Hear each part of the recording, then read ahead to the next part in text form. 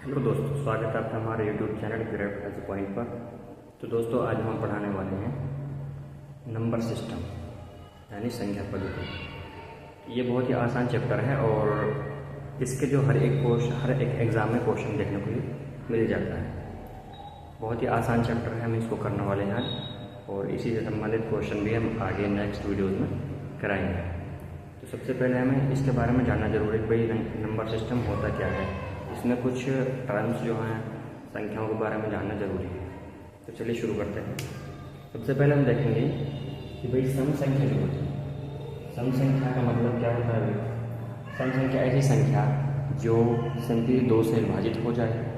2 से विभाजित होने के लिए हम किसी संख्या का लास्ट का अंक यानी कि इकाई का अंक हम देखेंगे। ठीक है, इकाई का अंक 0, 2, 4, 6 या 8 होगा, तो वो संख्या 2 से विभाजित हो जाएगी, यानी वो सम संख्या है।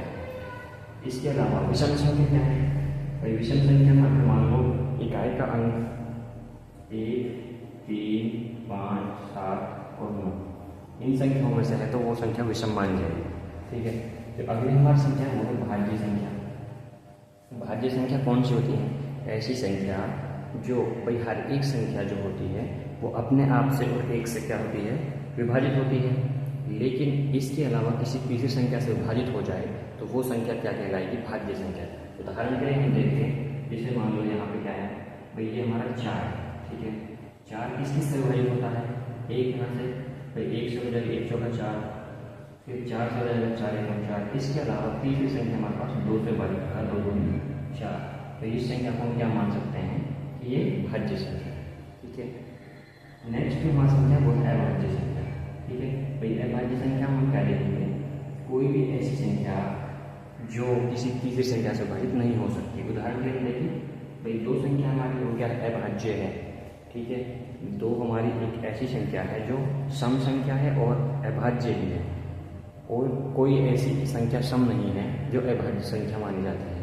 ठीक है, इसका अगर हम देखें तो ये 1 से भाग होगा, अपने आप से होगा 2 से। इसके अलावा तीसरी संख्या से नहीं होता, इसलिए हम इसको क्या मानेंगे? अभाज्य संख्या मानेंगे। इसके अलावा अगर हम देखें भाई प्राकृत संख्या क्या है? प्राकृत हम ऐसी कोई भी संख्या जिससे हम क्या करते हैं, गिनती स्टार्ट करते हैं। गिनती मतलब 1 से स्टार्ट करते हैं। किसी संख्या को हम 0 से नहीं गिनते हैं, 1 से गिनते हैं, तो हम क्या मानते हैं? प्राकृत संख्या जो होती है वो कहाँ से शुरू होती है? 1 से स्टार्ट होती है, 2, 3, 4 यानी कि अनंत तक चलती है। ठीक है, इसके अलावा अगला जो है वो है हमारी पूर्ण संख्या। ठीक है भाई, पूर्ण संख्या क्या है? ऐसी संख्या जो पूरी संख्या हो, यानी प्राकृत संख्या में क्या है, 1 से स्टार्ट होकर अनंत तक है। जो पूर्ण संख्या होती है वो 0 से लेकर अनंत तक होती है, यानी 0 हमने शामिल नहीं की प्राकृत में, तो पूर्ण संख्या में 0 भी शामिल हो जाती है। ठीक है, ऐसे हमारे अनंत तक चलेगा। उसके बाद हम देखिए इसमें कुछ और संख्या हमारे पास है कि भाई देखो ये पूर्ववर्ती संख्या क्या होती है, उत्तरवर्ती क्या होती है।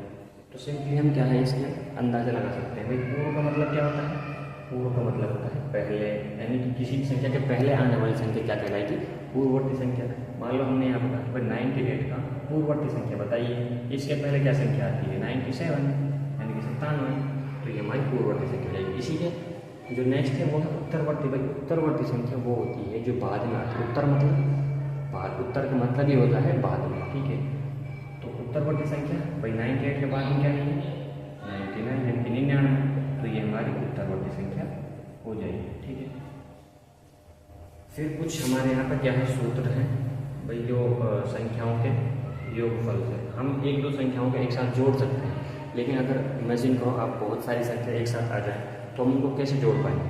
ठीक है, तो हम इसके लिए क्या है, फॉर्मूला है प्रथम n संख्याओं का जो प्राकृत संख्या है, प्रथम n प्राकृत संख्याओं का योगफल कैसे निकालेंगे?